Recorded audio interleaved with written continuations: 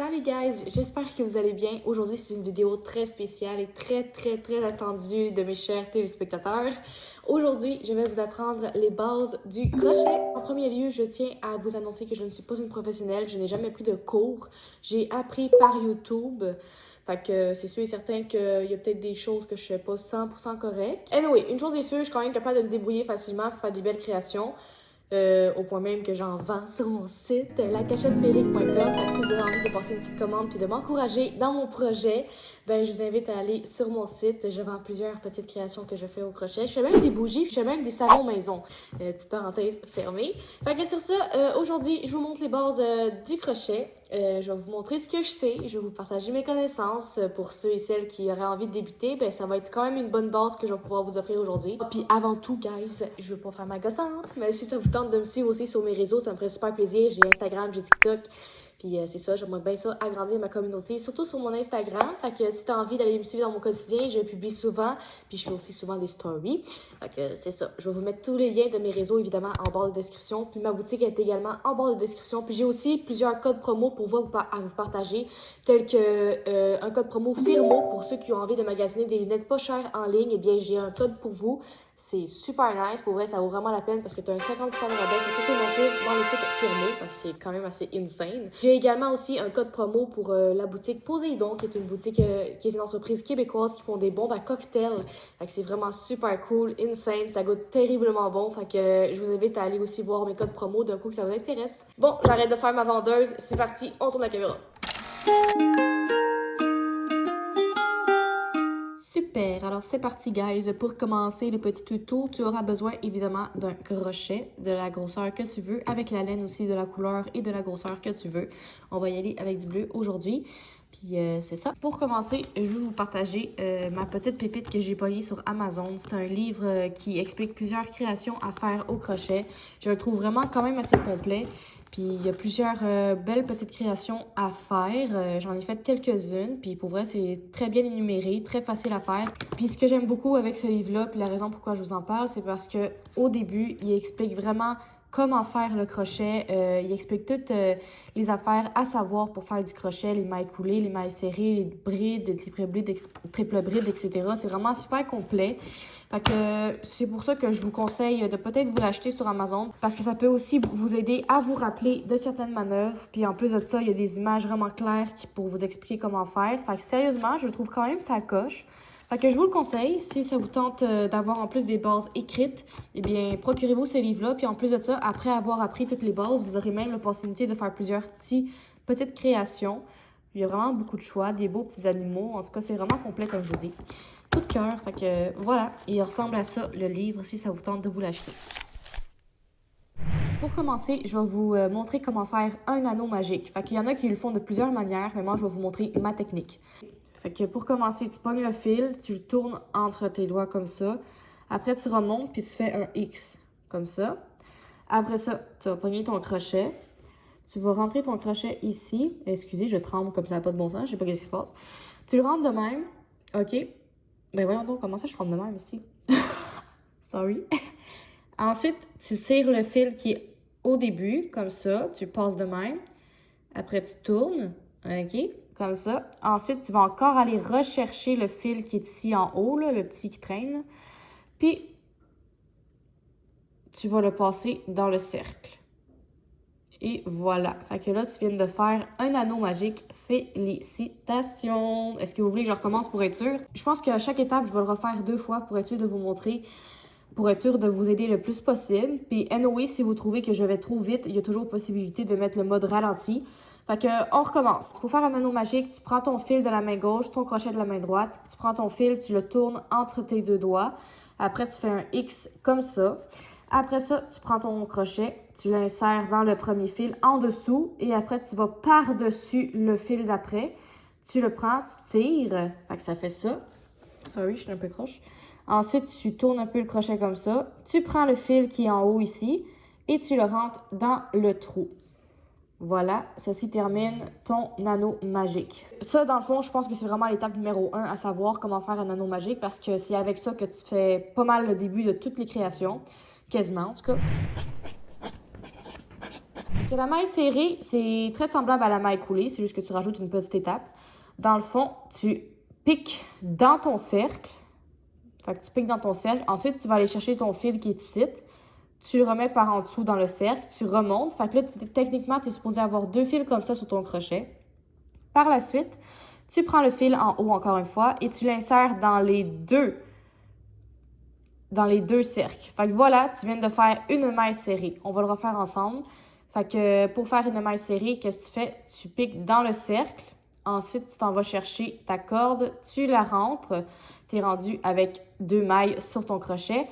Tu piques encore avec ta corde et tu l'insères dans les 2 cercles. Voilà. Fait que là, tu viens de faire 2 mailles serrées dans ton cercle.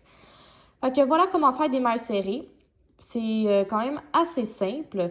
Là, je vais vous montrer comment faire une demi-bride. Une demi-bride, c'est semblable aux mailles serrées, c'est juste que tu augmentes dans les mailles à chaque fois. Fait que au début, la plus petite maille, c'est la maille coulée, ensuite la maille serrée, ensuite la demi-bride, ensuite la bride, ensuite la double bride, ensuite la triple bride. Fait que vous comprenez un peu le pattern, ça grandit de plus en plus, puis c'est ça les termes qu'on utilise. Fait que là, pour faire une demi-bride, à place de piquer dans le cercle tout de suite, tu vas aller pogner ta corde, puis tu vas l'insérer dans ton cercle, comme ça. Ensuite, tu vas aller chercher ta corde en haut, tu vas l'insérer dans le cercle encore. Puis là, tu vas avoir 3 mailles sur ton crochet. Puis là, ce que tu vas faire, c'est que tu vas encore piquer dans ta corde, puis tu vas l'insérer dans les 3. Fait que ça, dans le fond, c'est une demi-bride. Fait que c'est comme une maille serrée, c'est juste que tu rajoutes une maille dans ton crochet pour en avoir 3. Fait que là, ça paraît peut-être pas là, parce que c'est bien serré, mais les demi-brides sont un petit peu plus grosses. Fait que là, ça s'en va comme en montant notre projet.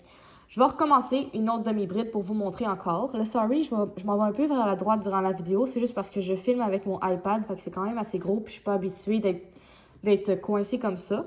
D'habitude, je crochette plus proche de mon corps, fait que c'est pour cette raison aussi que je tremble. Fait que pour faire une demi-bride, bien simple, tu prends la corde, tu l'insères dans le cercle. Ensuite, tu reprends ta corde encore une fois. Là, tu es rendu avec 3 mailles, 1, 2, 3 sur ton crochet. Après, tu prends ta corde une autre fois de plus et tu l'insères dans les 3. Fait que ça, c'est une demi-bride. Fait que là, tu viens d'en faire 2. Là, on va y aller avec la bride.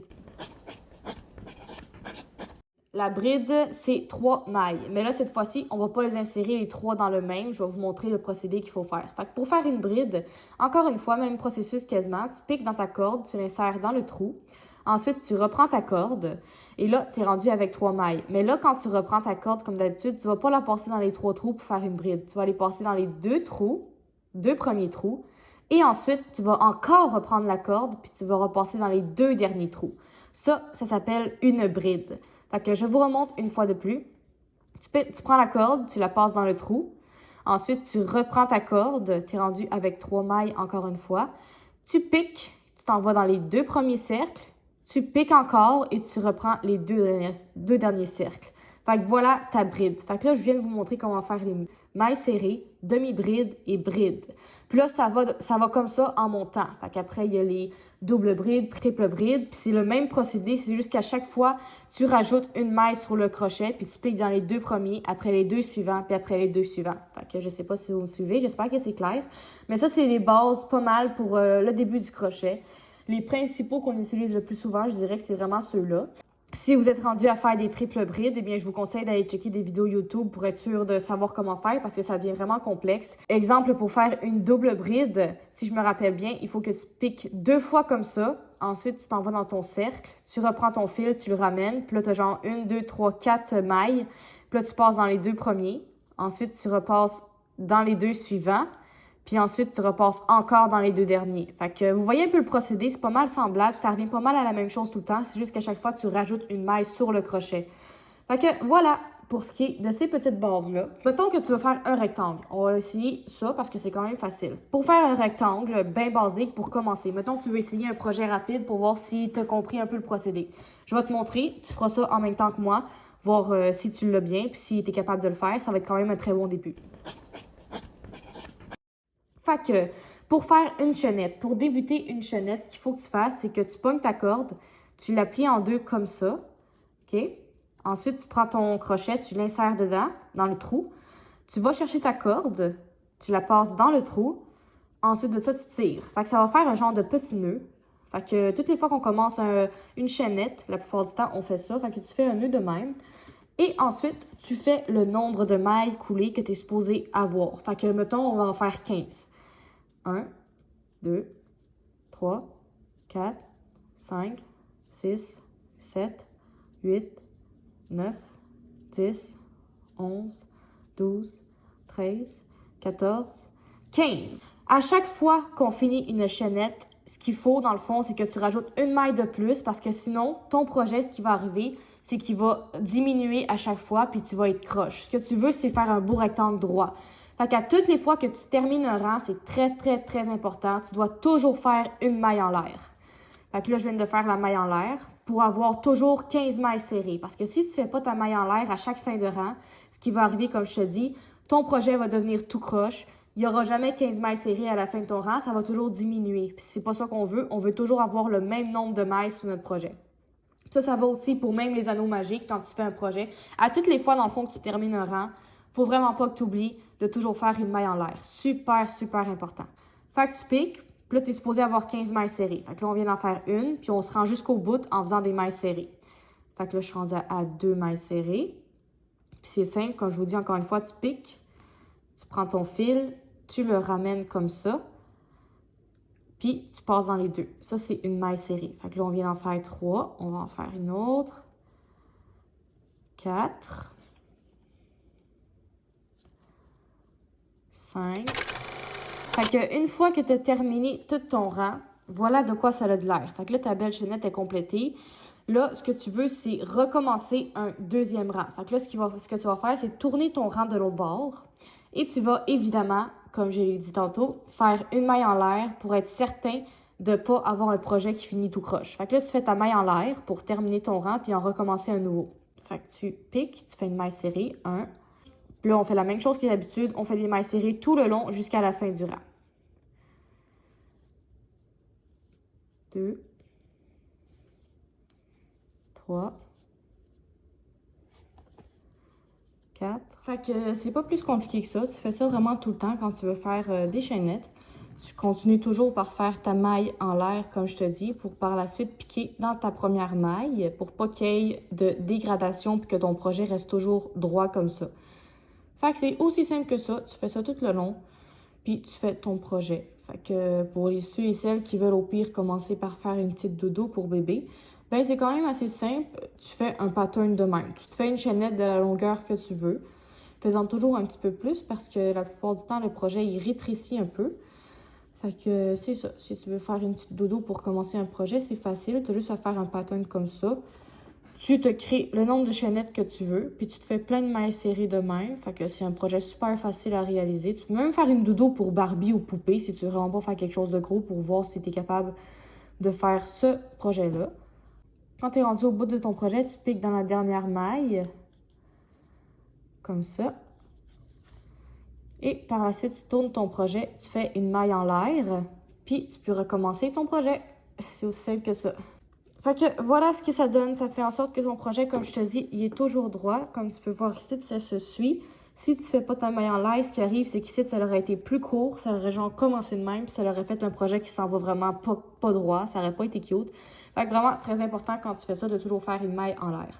Fait que là, on vient de finir un projet avec une chaînette. Là, je vais te montrer par la suite un petit projet quand on commence avec un anneau magique pour te montrer un petit peu de quoi ça a de l'air. Fait que ça, on enlève et on recommence. Pour ce qui est d'un anneau magique, quand on commence un projet, c'est aussi simple que ça. Tu fais ton anneau magique, comme que je t'ai montré au début de la vidéo. Ensuite, mettons ton projet, il te faut 6 mailles serrées. Fait que là, tu fais 6 mailles serrées dans ton cercle. 1, 2, 3, 4, 5, 6. Et voilà. Ensuite, quand tu as terminé tes 6 mailles serrées, tu tires sur la corde, fait que ça va fermer ton trou. Et tu t'en vas faire une maille coulée pour terminer ton projet, ce qui est très important parce que toutes les fois que tu termines un projet, tu dois faire une maille coulée. Fait que tu piques dans la première maille serrée ici, fait que tu piques dedans, tu fais une maille coulée. Oups. Maille coulée, c'est aussi simple que ça. Tu prends ton fil, tu tires, puis tu le rentres dans les deux. Puis là, ton premier rang de 6 mailles serrées est terminé. Là, ce qui arrive pour en faire un deuxième, ce qu'il faut faire comme à toutes les fois, maille en l'air. Très, très, très important. C'est comme le début et la fin de chaque étape, là. Fait que là, mettons qu'il faut que tu fasses des augmentations. Augmentation, c'est quoi? Dans le fond, il faut que tu fasses 2 mailles serrées dans une seule maille. Exemple, là, on est à 6 mailles serrées, on va se rendre à 12 mailles serrées. Fait que c'est aussi simple que ça. Tout ce que tu fais, c'est des augmentations dans chaque maille. Fait que ici, à place de faire seulement une maille serrée, t'en fais 2. Puis tu fais ça dans chaque maille. Fait que là, tu fais 1, 2, 3, 4, 5, 6, 7, 8, 9, 10. Fait que là, il t'en manque juste 2 dans la même maille. 11. et 12. Fait que voilà, tu as fait ton rang au complet de 12 mailles serrées, mais c'est pas encore terminé. Comme je vous dis, guys, n'oubliez jamais de toujours faire une maille coulée. Puis là, tu fais pas une maille coulée dans la première qui est ici. Faut tout le temps que tu la fasses dans la deuxième où est-ce que ton rang a commencé. Fait que tu piques pas ici, tu piques ici. Fait que tu fais ça comme ça, tu piques et tu fais une maille coulée. Maille coulée, c'est facile. Tu prends ta corde, tu la rentres dans le premier et le deuxième, comme ça. Tu tires un peu. Puis là, ton rang, là, il est 100% complété. Fait que voilà, tu as 12 mailles serrées dans ton cercle magique ou anneau magique. Il y en a qui le disent de plusieurs manières. Si tu fais des augmentations, ton rang va s'agrandir.